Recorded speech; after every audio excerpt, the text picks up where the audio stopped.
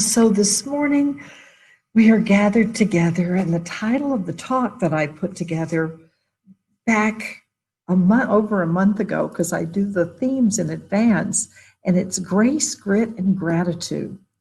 And it just felt really important. And I found myself remembering a wonderful book by Ken Wilber, who's very much known as being a student of consciousness and a teacher of how to engage, very intellectual, really an amazing scholar and mystic. And he met a wonderful woman named Treya that he fell in love with, and they married, and then she was diagnosed right around the time they were married with cancer. And he wrote one of the most amazing books on that process I've ever read, called Grace and Grit.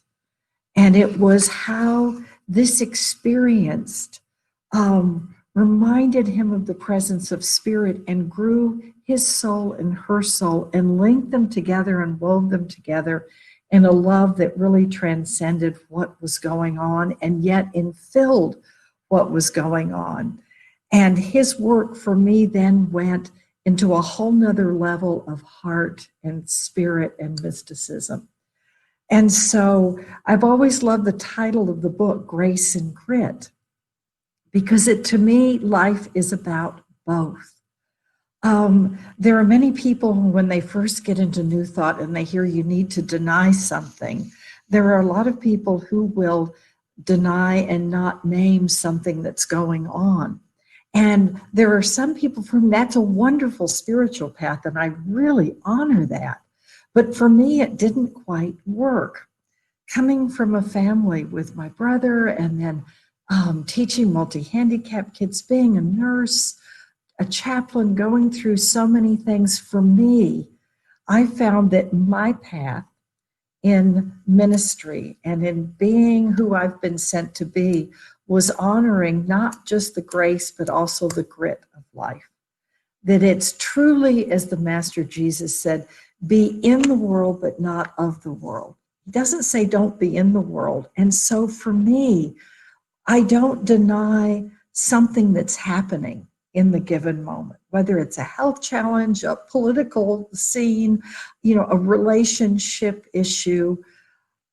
It's denying its power over me and the ability that I have to shift my thinking, to raise my vision higher, to alter my response, where I respond rather than react.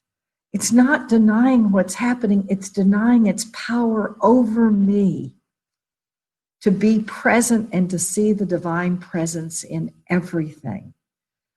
And so life is about embracing the grit of what being in this realm of polarity looks like and feels like, while at the same time being aware of the grace that is interwoven into every aspect of it, which is the presence of the divine. For me, grace has always been simply recognizing the presence of the divine that is always there. And then once you see, in the midst of a whole lot of grit, a little bit of grace, when you focus on that, everything begins to shift, and you can shift into gratitude. Not that everything is as you want it, but that the presence of the divine has met you there. The scripture says all things work together for good for those who love God. It doesn't say it all is good. It all works together through us to manifest that presence and to help us grow into what that looks like. And then when you're in gratitude, they say the single most important spiritual practice you could ever do, the masters say, is be in gratitude, because that means you're open to receive the presence and to notice it.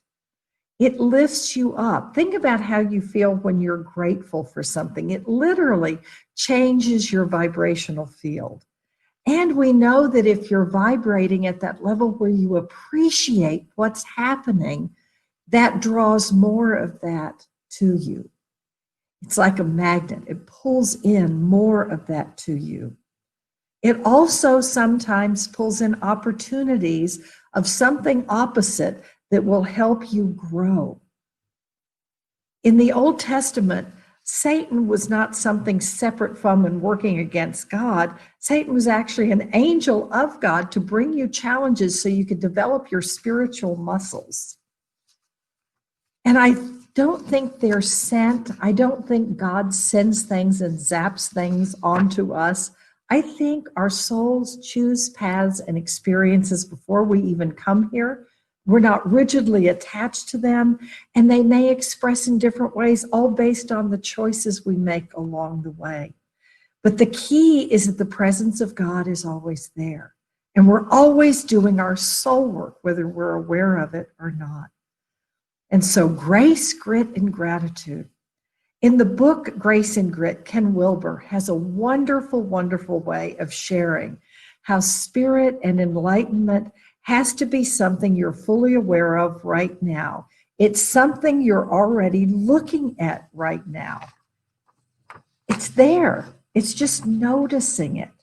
And he does this wonderful analogy. He said there were old puzzles in the Sunday supplement section that he always loved to do. And there's a landscape and a picture, and the caption says there are faces of 20 famous people hidden in this landscape. Can you spot them? I remember the children's magazine highlights when I was a kid, and it would list all the items that were hidden in the scene. There's a squirrel and there's a rabbit. Well, this one was for adults, and he said it would have John Kennedy, Walter Cronkite, different people, and you looked at the puzzle and you tried to see where they were. And he said the point is you're always looking at the faces. You don't need to see anything more than what's there to look at the faces. They are completely entering your visual field. You just don't recognize them. If you can't find them, somebody else will walk up and say, oh, there's Walter Cronkite right there. Someone will see it. He says we are always looking at spirit. Sometimes we just don't recognize it. And so I invite you to think back in the week we've just been through with all of its ups and downs and ins and outs. It's a continued unfolding journey for all of us. And think about the little moments where spirit shone through for you, where you felt that presence of the divine, where you chose to shift your vision so you could see the faces in the landscape. Because the faces are there, just like they were in the puzzle. And so our challenge is this month is our mantra, live in the present moment. Be really present where you are. When I was in Al-Anon years ago, they said if you go back into the past, you tend to go back into resentment and anger. If you go forward into the future, you tend to end up going into anxiety and fear. If you can just be present in the moment right where you are, that's when you can begin to feel and notice that abiding presence of the divine as well. And it allows you to be who you've been sent to be and experience the experiences your soul has pulled together, not to curse you, but to bless you, so that you can grow in your faith and you can grow in the expression of your soul that you need, but that we all need as well. And so as I worked with this, I realized that one piece in living in the present moment is living with diversity.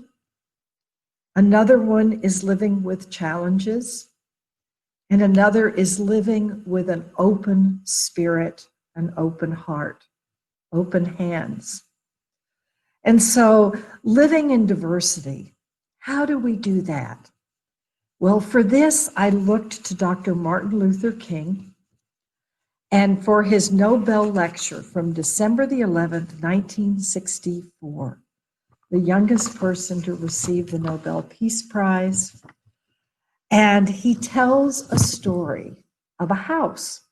He said a novelist had died, and among the papers was a storyline that was underlined and marked. And It was a widely separated family inherits a house in which they have to live together. That probably relates to your physical family as well, because we all come in families where we've got different personalities. We've got a diversity of ideas and thoughts and opinions. And I know as we're preparing to probably virtually get together on Thanksgiving, one of the issues for a while has been, how do you sit down with your family and honor each person and yet not step on each other's toes? How to be present with each other. And I think it's really profound that it's not only out in our culture right now that we've got such differences, but that it's in our homes as well. It's an issue. It is time for us to grow in our ability to live and be present in the moment with diversity. That's one of the edges for our soul growth. Dr. Martin Luther King says, "This is the great new problem of humankind. We have inherited a big house, a great world house in which we live together. Black and white, Easterners and Westerners, Gentiles and Jews, Catholics and Protestant, Muslim and Hindu, a family unduly separated in ideas of culture and interests, who, because we can never again live without each other, must learn somehow in this one big world to live with each other." This calls for a worldwide fellowship that lifts neighborly concern above one's tribe, race, class, and nation, in a reality that is a call for an all-embracing and unconditional love for all. Isn't that wonderful? A worldwide fellowship that lifts neighborly concern beyond one's tribe, race, class, and nature. And it's in reality a call for an all-embracing, unconditional love for all. This is a soul growth edge for all of us now. And we each one can do our part. How others respond or react to it is their choice. We can choose how we are present in the world and how we interact. I've always loved the famous prayer from Nan, the little girl. And she says, "Dear God, I bet it's hard for you to love everybody in the whole world all the time. There are only 4 people in our family and I can never do it." It is a challenge sometimes, but it's also this incredible opportunity for us to expand out. What does compassion mean? What does love mean? How does that look in the face of something that sometimes can be quite challenging and ugly and disharmonious?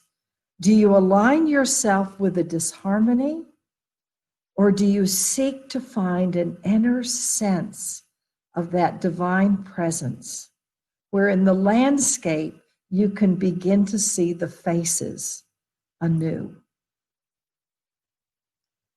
The next part, living with diversity, the next part that I think is profoundly with us personally, in our lives at home with family and friends, and collectively, not only in this country, but in the world, is living with challenges, with things that come up and cause us to have to let go of the comfortable little boxes perhaps we've abided in, the things that we know.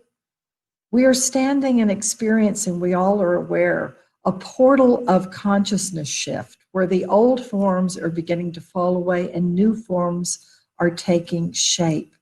We are co-creating the divine with our world in profound ways right now.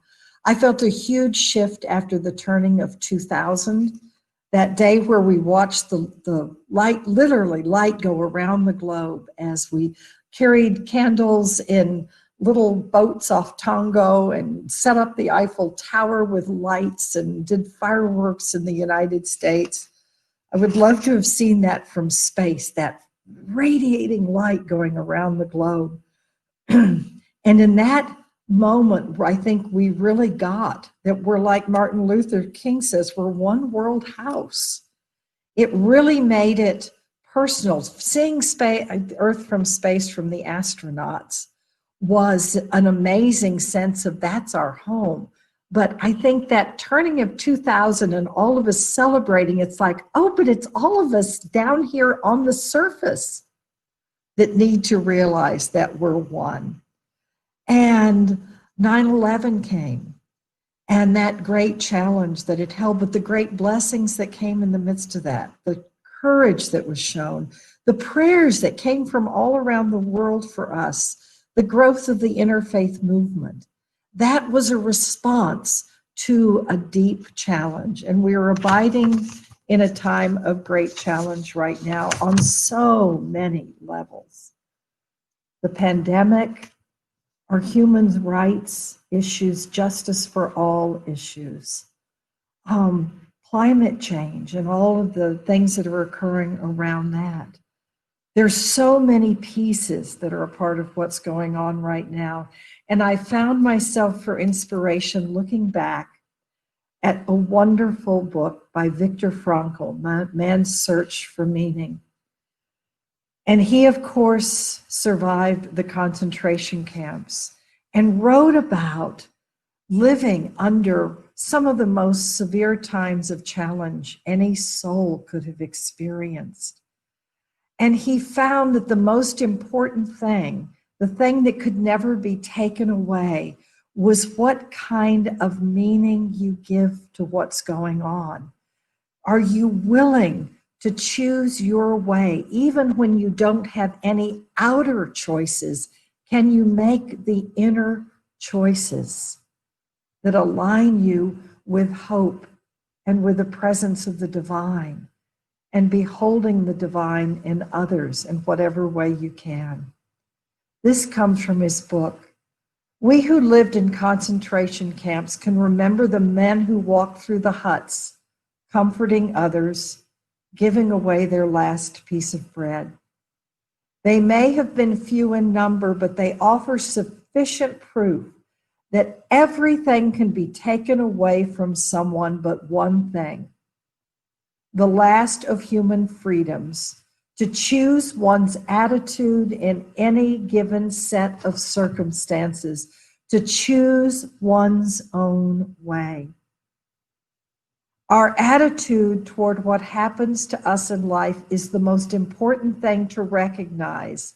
Once hopeless, my life is now hopeful. It did not happen overnight, but I have hope. I love that. How do we not only experience things, but how do we perceive them? And how do we choose to use our life energy, our physical bodies, our hearts, our minds, and our souls to be present in this world? This piece is about the grit. We've got grace, we've got grit. And the piece that I'd like to pull it together with is living with openness. In the midst of the diversity, in the midst of the challenge, how do you remain open so that that presence of the divine can flow in and through you and from the world to you? So the grit and the grace are interwoven, and the gratitude is what keeps that cosmic, infinite link moving. And the story I came to was that of St. Kevin and the Blackbird that Simon shared at the beginning. And I sent him an email this week and I said, I've rediscovered this and found a beautiful piece in Christine Walters Paintner's book about that just totally captured what I was feeling this last week. And I thought, I love this because it's about allowing the process and holding an honoring of diversity and a being willingness to be present in the grit, the challenges, but to be open to be that presence and to feel that presence. Because in this story, he was willing to be present and to allow. As Simon said, he's a 6th century Celtic saint, profoundly connected to creation. He was a hermit, and it said that all of creation would sing to him. And of course, he was, as a hermit, he had his little place of prayer. And as Simon said, it was so small, when he would hold out his hands to celebrate the presence of the divine, it would go out the windows. And one day, a little blackbird landed and built a nest, laid the eggs. He had to wait for them to hatch, and then for the little damp hatchlings to dry off and then draw in strength until they could fly. And I found that was such a profound image, because I realize right now in the world, that's where I feel like I am sitting. I can either be out there trying to force the process to happen in the way that I think it should, when I should, how it should, which part of me wants to do, or I can remember to take time to go into that prayer space that allows me to receive what comes with an open hand, to allow the process to take whatever time it needs to take, so that the hidden blessings that come from holding the space manifest and then take flight. She says this is about yielding. It's about being open to what is unexpected. He didn't expect the little bird to land there. He didn't plan it. But he accepted it and then realized he could be the tender, safe place for that bird to fall. We can all be that as well. And as we grow together in this time of shift, we can hold each other in the nest of our being as we each come to the moment when we hatch, come out, grow wings, grow in strength, till we fly into the next unfolding for each of us. It's living open-hearted, open-palmed. And so I would like to end this message this day with a beautiful piece called St. Kevin Holds Open His Hands. Let this be an inspiration to you. St. Kevin holds open his hands. Feel how this is you. Imagine being like Kevin. Your grasping fist softens, fingers uncurl, and palms open, rest upward. And the blackbird weaves twigs and straw and bits of string in the begging bowl of your hand. You feel the delicate weight of speckled blue orbs descend, and her feathered warmth settling in for a while. How many days can you stay open and waiting for the shell to fissure and crack, awaiting the slow emergence of tiny gaping mouths and slick wings that need time to strengthen? Are you willing to wait and watch, to not withdraw your affections too soon? Can you fall in love with the exquisite ache in your arms, knowing the hatching it holds?